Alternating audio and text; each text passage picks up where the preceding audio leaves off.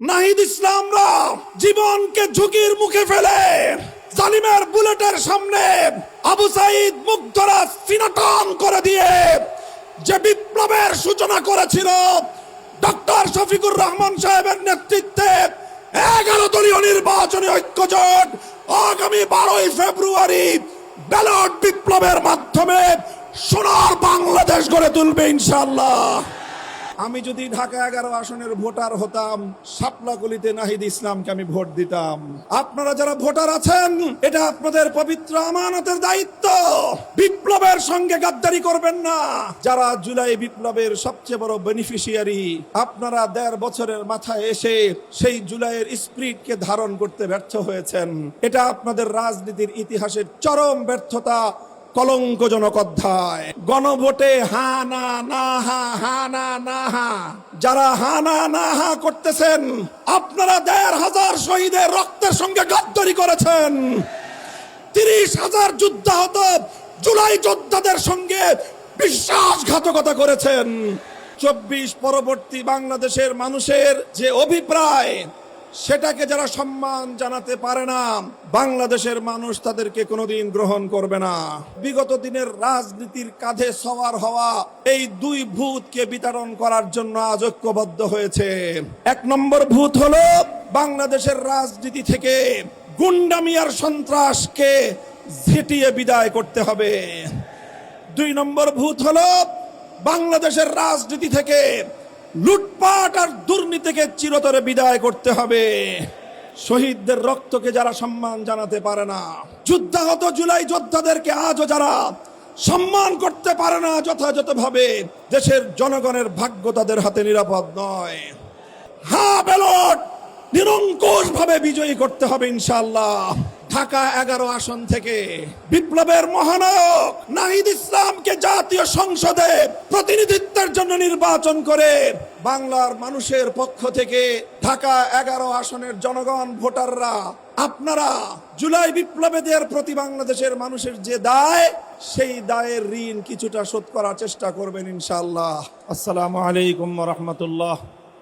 আলহামদুলিল্লাহি ওয়া কাফা وسلام على عباده الذين اصطفى أما بعد أعوذ بالله من الشيطان الرجيم بسم الله الرحمن الرحيم ولا يجرمنكم شنآن قوم على ألا تعدلوا اعدلوا هو أقرب للتقوى صدق الله العظيم। 11 দলীয় নির্বাচনী ঐক্যের পক্ষ থেকে ঢাকা 11 আসনের মনোনীত প্রার্থী জাতীয় নাগরিক পার্টি বাংলাদেশ এনসিপির সংগ্রামী আহ্বায়ক, জুলাই যুদ্ধের সর্বাধিনায়ক জনাব নাহিদ ইসলামের নির্বাচনী জনসভায় উপস্থিত সংগ্রামী সভাপতি, উপস্থিত আজকের এই জনসভার সম্মানিত প্রধান অতিথি, বাংলাদেশ জামাতে ইসলামীর আমির, মানবিক বাংলাদেশের রূপকার জনাব ডক্টর শফিকুর রহমান, অন্যান্য নেতৃবৃন্দ, সংগ্রামী এলাকাবাসী, আমরা 11টি দল, 11 ভাইয়ের মতো হাতে হাত রেখেছি। কোনো নেতা, কোনো দল, কোনো জোট, কোনো গোষ্ঠীর স্বার্থ রক্ষা করার জন্য নয়। আমরা ঐক্যবদ্ধ হয়েছি বঞ্চিত, ভাগ্যাহত বাংলার 18 কোটি মানুষের অধিকার তাদের ঘরে পৌঁছে দেওয়ার জন্য। বাংলাদেশের মানুষ অনেক শোষণ এবং বঞ্চনার শিকার। 71-এর পূর্ব পর্যন্ত দীর্ঘ 214 বছর এদেশের মানুষ শাসিত হয়েছে বিদেশি শাসকদের দ্বারা, তাই তারা শোষণের শিকার হয়েছে। 71-এর মহান মুক্তিযুদ্ধের মাধ্যমে অর্জিত বাংলার স্বাধীনতার পর এদেশের মানুষের এক বুক ভরা স্বপ্ন ছিল, আশা ছিল, এখন যেহেতু দেশি শাসকরা শাসন করবে, সুতরাং আমরা আর বৈষম্যের শিকার হব না। কিন্তু দীর্ঘ 54 বছরের পর বাংলাদেশের মানুষ যখন তাদের প্রাপ্তি এবং তাদের চাওয়া পাওয়ার হিসাব মেলাতে যায়, তখন তারা কি পায়? তারা দেখে যে শাসকের গায়ের চামড়ার রং পরিবর্তন হয়েছে, শাসকের জাতের পরিবর্তন হয়েছে, শাসকের ভাষার পরিবর্তন হয়েছে, কিন্তু বাংলার মানুষের ভাগ্য নিয়ে ছিনিমিনি খেলা, বাংলার মানুষের অধিকার ছিনতাই করবার শোষণের কোনো পরিবর্তন হয় নাই। শুধু এতটুকু পার্থক্য হয়েছে, আগে স্বাধীনতার আগে শাসকরা বাংলাদেশ থেকে শোষণ করে নিজেদের দেশে আমাদের সম্পদ লুটপাট করে নিয়ে যেত, আর স্বাধীনতার পর থেকে শুরু হলো আমাদের দেশীয় শাসকরা এদেশের জনগণের সম্পদ লুটপাট করে বিদেশে পাচার করে।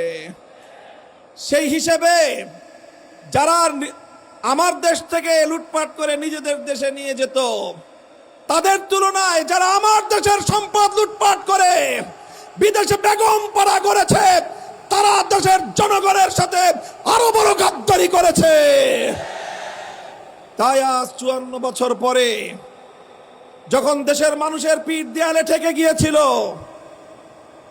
আর কেউ কেউ শুধুমাত্র বাংলাদেশের মানুষকে ঈদের কথা শোনাতো, বলতো ঈদ আসবে, ঈদ আসবে, ঈদ আসবে, আন্দোলন হবে। 17 বছর, প্রায় 15 বছর পর্যন্ত বাংলাদেশের ভাগ্যাকাশে আর ঈদের চাঁদ উঠল না। মানুষের পিঠ দেয়ালে ঠেকে গেল। স্কুল থেকে আমার সোনার সোনামণিরা বেরিয়ে আসলো, কলেজ থেকে আমাদের তরুণ প্রজন্ম বেরিয়ে আসলো, আলিয়া মাদ্রাসা, কওমি মাদ্রাসা বিভেদের দেয়াল ভেঙ্গে গুড়িয়ে দিয়ে রাজপথে নেমে আসলো। পাবলিক প্রাইভেট ইউনিভার্সিটি থেকে আমাদের সন্তানেরা রাজপথে নেমে আসলো। 4 কোটি ছাত্র জনতা হাতে হাত রেখে বিপ্লবের যে ইস্পাত কঠিন তিনি ঐক্য করে তুলেছিল, নাহিদ ইসলামদের নেতৃত্বে জুলাই বিপ্লবের মধ্য দিয়ে সেই স্বৈরাচারের পতন ঘটে নতুন এক বাংলার স্বাধীনতার সূর্য উদিত হয়েছে।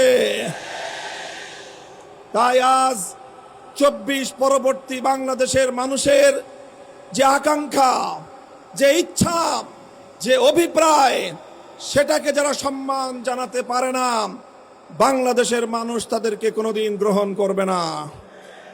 মনে রাখবেন, 1,500 মায়ের কোল খালি হয়েছে, 1.5 সহস্রাধিক জুলাই যোদ্ধাদের শাহাদাতের রক্ত দিয়ে বাংলার এই মাটিকে পবিত্র করা হয়েছে। 30,000-এর বেশি যোদ্ধা হতো জুলাই যোদ্ধা, যারা কেউ পঙ্গুত্ব বরণ করেছে, অনেকে চিরদিনের জন্য দৃষ্টিশক্তি হারিয়ে অন্ধত্বকে বরণ করেছে। অনেক জুলাই যোদ্ধা আজও মাথায়, বুকে, পেটে জালিমের ছুড়ে দেওয়া বুলেট ধারণ করে আজও তারা দিন গুজরান করছে।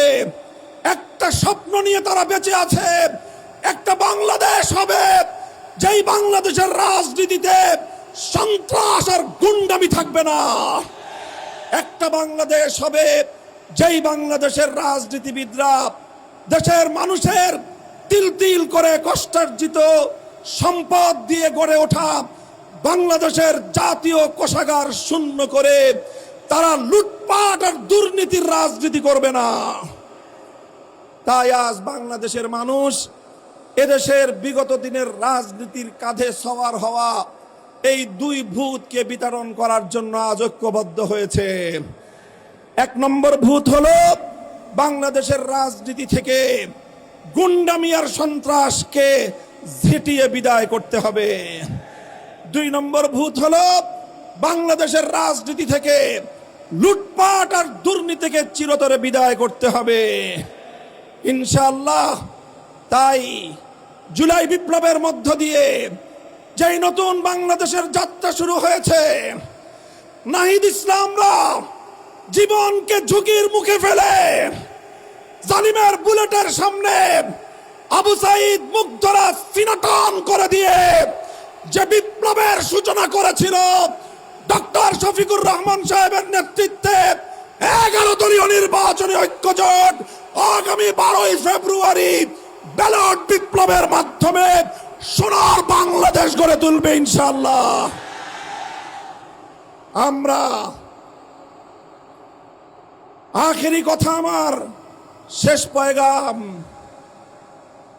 জুলাই সনদ, জুলাই বিপ্লবের প্রশ্নে কোনো নমনীয়তার সুযোগ নাই, আপোষের সুযোগ নাই। গণভোটে হা না না হা, হা না না হা, এই নাটকের অবসান ঘটাতে হবে। যারা হা না না হা করতেছেন, আপনারা ১৫০০ শহীদের রক্তের সঙ্গে গাদ্দারি করেছেন। ৩০,০০০ যুদ্ধাহত জুলাই যোদ্ধাদের সঙ্গে বিশ্বাসঘাতকতা করেছেন। শহীদদের রক্তকে যারা সম্মান জানাতে পারে না, যুদ্ধাহত জুলাই যোদ্ধাদেরকে আজও যারা সম্মান করতে পারে না যথাযথভাবে, দেশের জনগণের ভাগ্য তাদের হাতে নিরাপদ নয়। তাই গণভোটে নির্ভীক চিত্তে, অকুণ্ঠ চিত্তে, স্বতঃস্ফূর্তভাবে গোটা বাংলাকে হা ব্যালট নিরঙ্কুশ ভাবে বিজয়ী করতে হবে ইনশাআল্লাহ। আর ঢাকা ১১ আসন থেকে বিপ্লবের মহানায়ক নাহিদ ইসলামকে জাতীয় সংসদে প্রতিনিধিত্বের জন্য নির্বাচন করে বাংলার মানুষের পক্ষ থেকে ঢাকা ১১ আসনের জনগণ, ভোটাররা, আপনারা জুলাই বিপ্লবীদের প্রতি বাংলাদেশের মানুষের যে দায়, সেই দায়ের ঋণ কিছুটা শোধ করার চেষ্টা করবেন ইনশাআল্লাহ। আমি যদি ঢাকা ১১ আসনের ভোটার হতাম, শাপলাকলিতে নাহিদ ইসলামকে আমি ভোট দিতাম। আপনারা যারা ভোটার আছেন, এটা আপনাদের পবিত্র আমানতের দায়িত্ব।